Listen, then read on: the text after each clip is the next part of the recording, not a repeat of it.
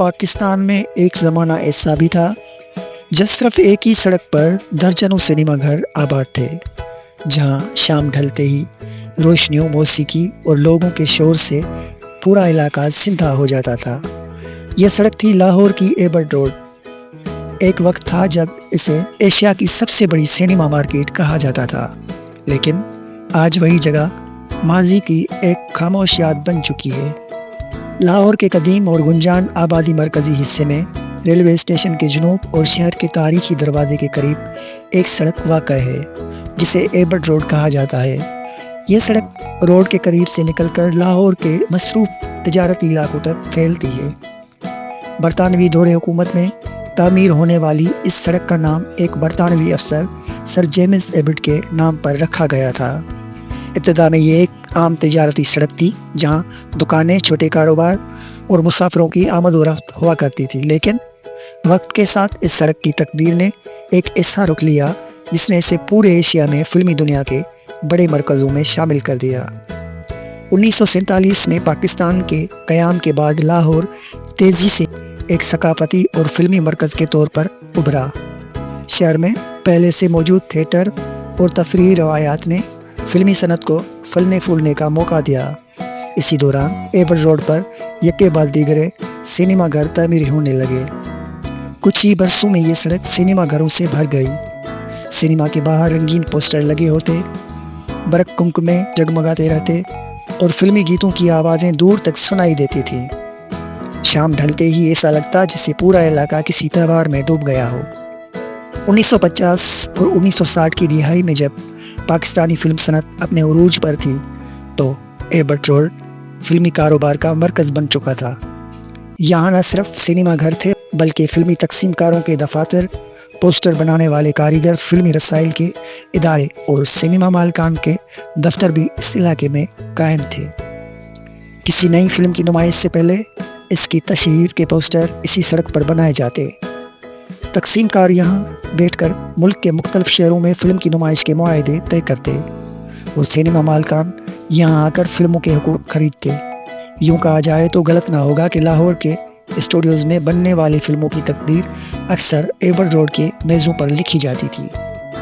اس زمانے میں اکثر سڑک پر کئی مشہور سینما گھر موجود تھے، جن میں شامل تھے Capital cinema, Odeon cinema, Nishat cinema, نغمہ cinema, Mubarak cinema, Metropole cinema, Shabistan cinema, Prince cinema اور محفل سینما۔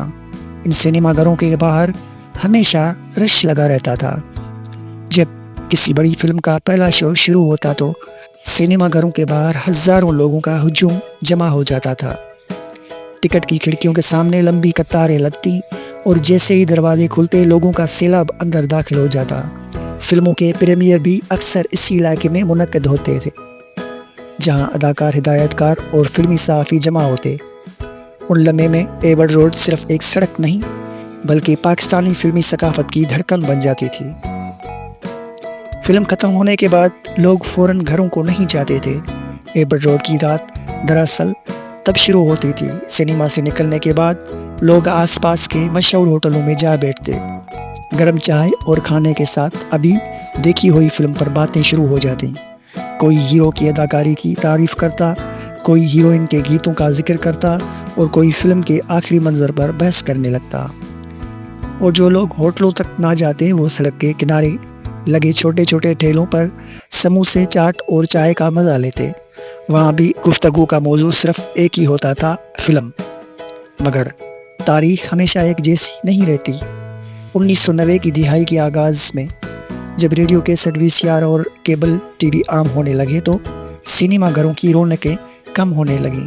وہ سینما جو کبھی ہزاروں تماشائیوں سے بھرے رہتے تھے آہستہ آہستہ خالی ہونے لگے۔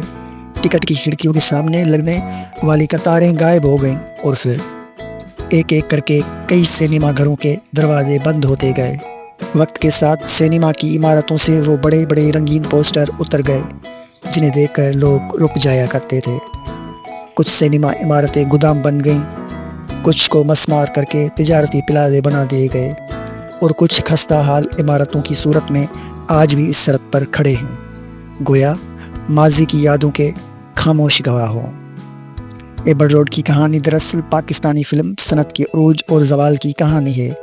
ایک زمانہ تھا جب یہاں کے سینما گھروں کی روشنیاں پورے ملک کی فلمی دنیا کو جگمگاتی تھیں۔ آج وہی سڑک گزرے ہوئے وقت کی ایک اداس یاد بن چکی ہے۔ اگر کوئی شخص شام کے وقت یہاں سے گزرے اور ان پرانی عمارتوں کو دیکھے تو یوں محسوس ہوتا ہے جیسے اس سڑک کی دیواریں اب بھی ان لوگوں کی آوازیں سنبھالے ہوئے ہیں جو کبھی یہاں فلم دیکھنے کے لیے جمع ہوتے تھے، اور شاید یہی خاموشی اس جگہ کو ایک عجیب سی عظمت ادا کرتی ہے، کیونکہ یہ سڑک کبھی ایشیا کی سب سے بڑی سینما مارکیٹ کہلاتی تھی، اور آج وہ شان صرف تاریخ کے صفات میں باقی رہ گئی ہے۔